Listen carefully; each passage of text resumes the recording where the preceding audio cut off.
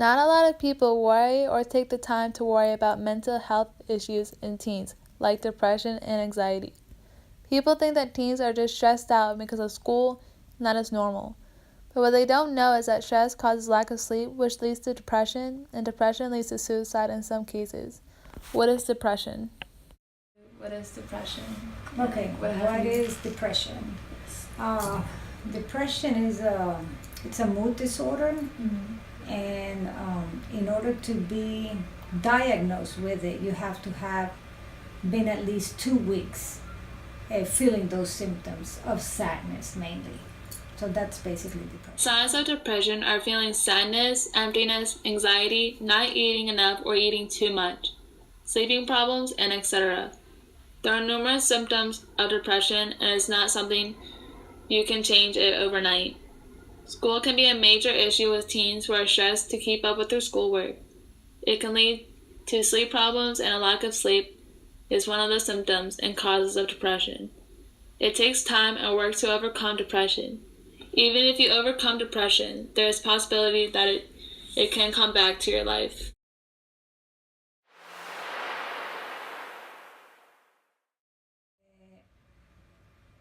Are not knowing how to handle a lot of things, overwhelmness,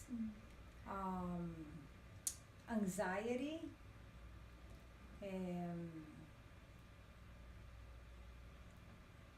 not having a good support system, and not knowing how to handle situations.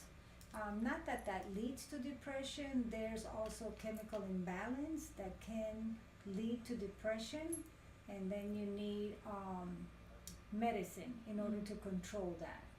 But in other cases, I think that kids confuse depression with being overwhelmed, not knowing how to handle things, being involved with social media too much, which causes a lot of the stress. And stress leads to getting drained, and drainage leads to depression or being sad. 1 in 5 children and young adults have diagnosed emotional, behavioral, or mental health disorder, and 1 in 10 young people have a mental health challenge that is severe enough to impair how they function at home and or school. In Louisiana, suicide is the second leading cause of death for ages 10 through 14.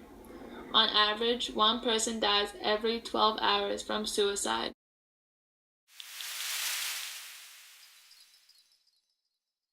The most stressful part about school is probably the deadlines, because I'm a natural procrastinator and I like waiting till the last minute. The thing that most stresses me out about school is when a teacher assigns something but then doesn't give you enough time to do the work. What stresses me out the most about school is when teachers try to cram in last-minute tests or last-minute quizzes or last-minute projects towards the end of the semester. Out at school.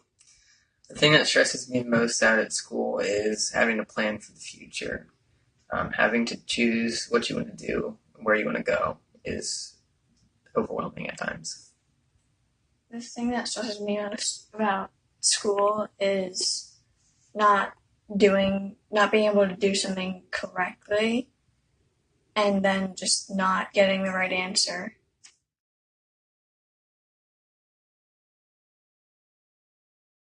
Symbolic interactionism says it starts all in high school.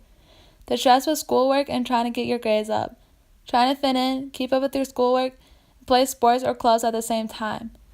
Teachers cramming everything in to get your grades up, but it's close to finals. Bad behavior can lead to sick behavior, and sick behavior is getting to be the norm among teens today. The rate of suicide and mental illness in teens is rising. I said earlier, if you didn't catch it, every 12 hours a teen dies from suicide. Social interactionism is unequal and causes conflict. Certain groups try to be better than others in high school. If you're not in that certain group, you're an outsider and alone. You're alone and you have not interacted with anyone at school where you're at least for 8 hours a day, 5 days a week. You start to feel sad and hopeless about going to school. If you start to feel that way for a while, you become depressed. You are twice as likely to drop out than teens who are not depressed.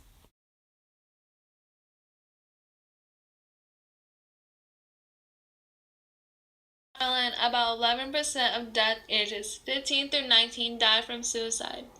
In Ireland, their schools are different from the schools here, at our home, the ones we go to.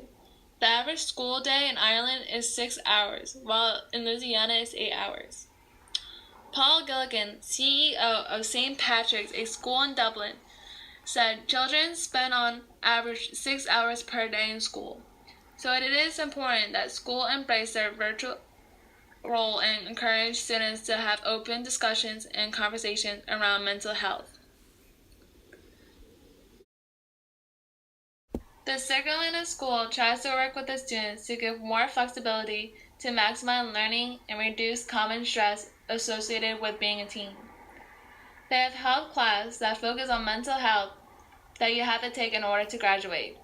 Yes, we have a health class in our school, but they only talk about mental health in like one period, and that is it. For my solution, I think we should have more classes that focus on mental health and encourage people to talk about their problems to the counselor. We should also encourage people to join more activities and have more clubs that they would like to be involved in. We should have yoga and meditation classes to help them relax and relieve the stress. Once a week, one class should take 20 minutes and meditate and help students calm down and relax before the day starts. Teachers should be more understanding what is going on with the students and talk to the class about their grade and why their grade is low and what they should do to fix it. Because if the teacher sees them trying to put in work into class and their grades are low, the teacher should do something about it than ignore what is going on. We should also consider making school start later than usual, because sleeping is a big thing when it comes to mental health. In all my survey, about 90% say they only get 5 to 7 hours of sleep at night. And teenagers need about 8 to 9 hours of sleep to focus and do well at school so they don't fall asleep and be more open-minded during class. If your friend or family is having symptoms that you see, you should talk to them about what is going on or what is on their mind and help to figure out what you need to do to help them.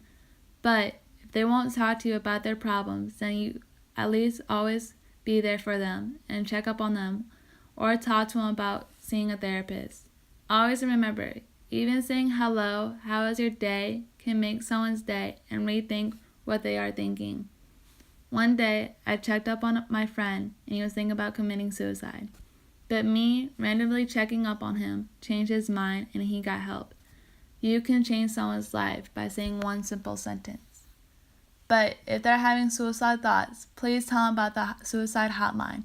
They're provided for you 24/7 and it's free. And the person will help you to get support and calm you down. And please tell a parent or a guardian.